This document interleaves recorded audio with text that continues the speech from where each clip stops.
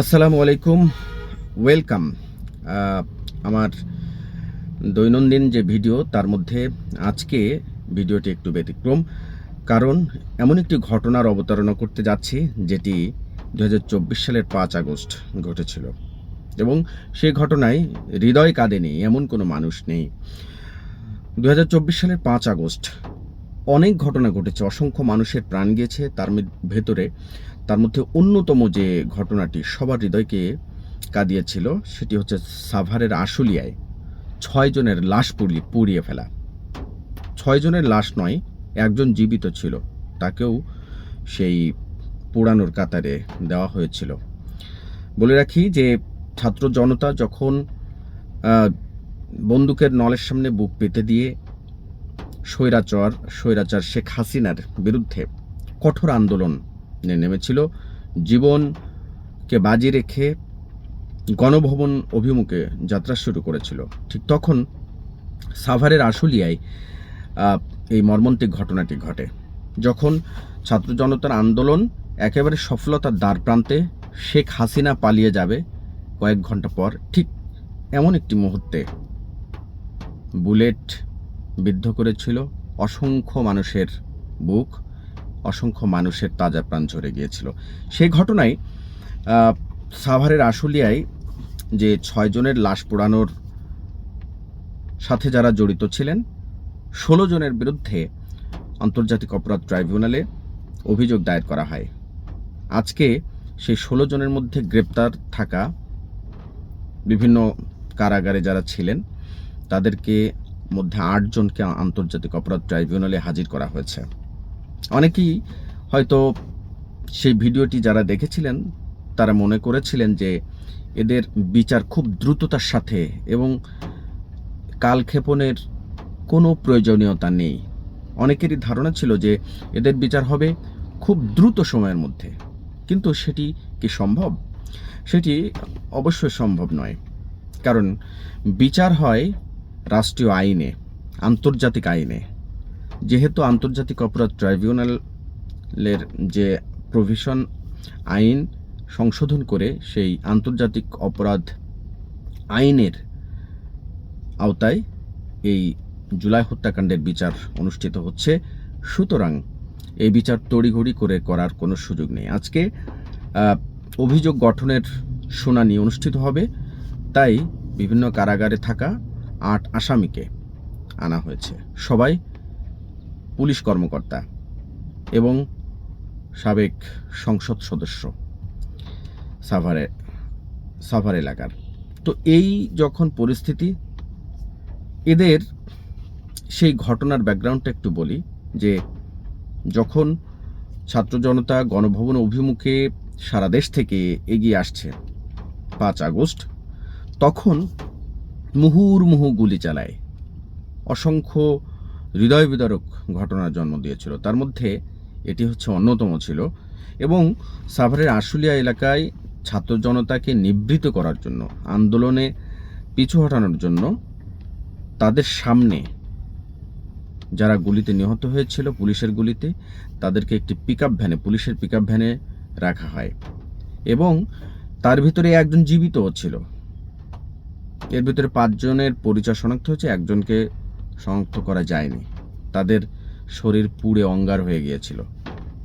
তাদের মরদেহের উপরে এবং একজন জীবিত থাকা অবস্থায় তাদের শরীরের উপরে পেট্রোল ঢেলে দিয়ে পুলিশ আগুন ধরিয়ে দেয় এবং সেই ঘটনাটির ভিডিও ধারণ করার মতো কেউ ছিল না। অনেক দূর থেকে একজন ব্যক্তি, তাও নির্মাণাধীন ভবনের নেটের ভেতর থেকে, সম্ভবত আমি যদি ভুল না করে থাকি, সেখান থেকে খুব গোপনে এই ভিডিওটি ধারণ করেছিল এবং সেই ঘটনাটি যারাই দেখেছেন তাদের কাছে তাদের মনোজগতে চিন্তার উদ্রেক হয়েছে, কারণ এমন নৃশংস ঘটনা কোনো মানুষ ঘটাতে পারে সেটি বিশ্বাসযোগ্য নয়। তবে এটি ঘটেছে বাংলাদেশে এবং কাদের দ্বারা ঘটেছে সেটি হচ্ছে ফ্যাসিস্ট শেখ হাসিনা সরকারের পুলিশ বাহিনীর দ্বারা।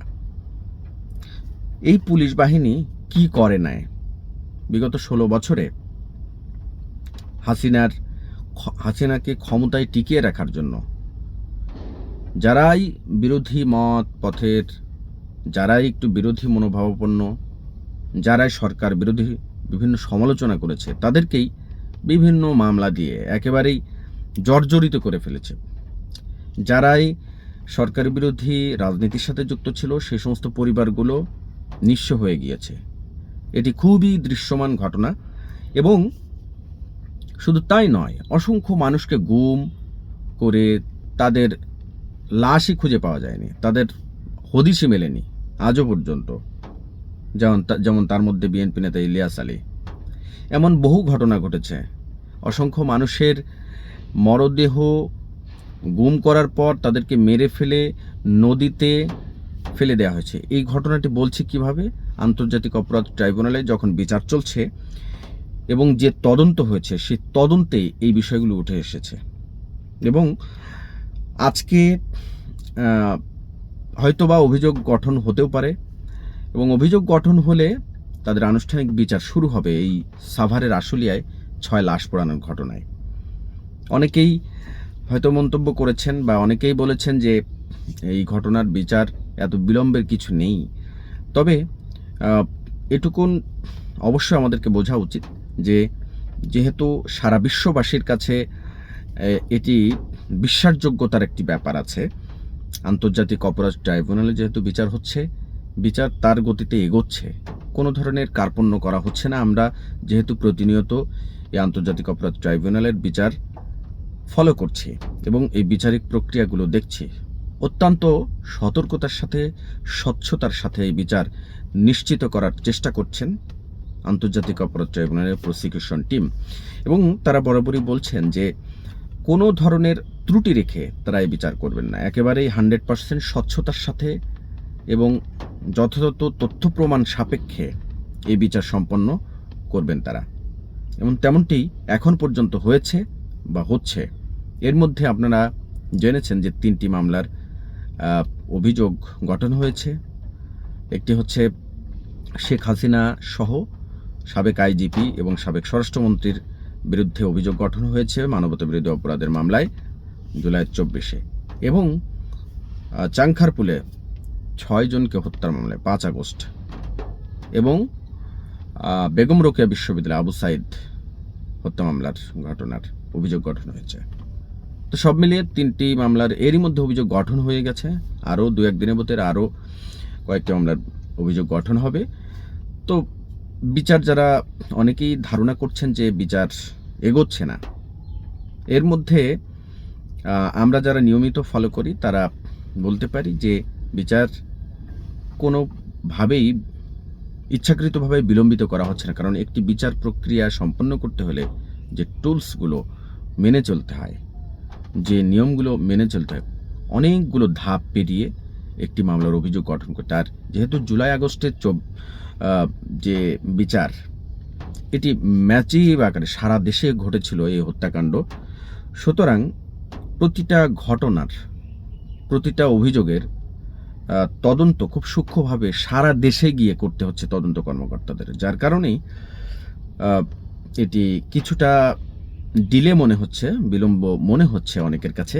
তবে এটুকুন আপনারা জেনে বা নিশ্চিত হবেন যে এখন পর্যন্ত আমরা যারা গণমাধ্যম কর্মী তারা কোনো ধরনের ত্রুটি এখন পর্যন্ত দেখি নাই। অত্যন্ত স্বচ্ছতার সাথে আন্তর্জাতিক অপরাধ ট্রাইব্যুনালের এই বিচার সম্পন্ন হচ্ছে। এবং এরই মধ্যে শেখ হাসিনার বিরুদ্ধে এবং যে অভিযোগ গঠন হয়েছে তার সাক্ষ্য গ্রহণ শুরু হয়েছে। এবং আপনারা জানেন যে চাংখারপুলে 5 আগস্ট যে হত্যাকাণ্ড ঘটেছিল 6 জনকে, সেটার অভিযোগ গঠন হয়েছে। এবং কয়েকজন শহীদের পরিবারের সদস্যরা এর মধ্যে তাদের যে সাক্ষী, তারা সাক্ষ্য দিয়েছেন আন্তর্জাতিক অপরাধ ট্রাইব্যুনালে, এবং সেটি চলমান রয়েছে। হয়তোবা আগামী 2-3 মাসের মধ্যে একটি রেজাল্ট আপনারা দেখতে পাবেন। তো এই ছিল আপাতত আন্তর্জাতিক অপরাধ ট্রাইব্যুনালের বিচারিক প্রক্রিয়ার সামগ্রিক চিত্র একটু আপনাদের সামনে তুলে ধরলাম। আশা করি যে যেখান থেকে ভিডিওটি দেখবেন অপরকে জানার সুযোগ করে দিবেন, শেয়ার করে। ভালো থাকবেন, সুস্থ থাকবেন। আল্লাহ হাফেজ। দেখা হবে পরবর্তীতে অন্য কোনো ভিডিওয়ে।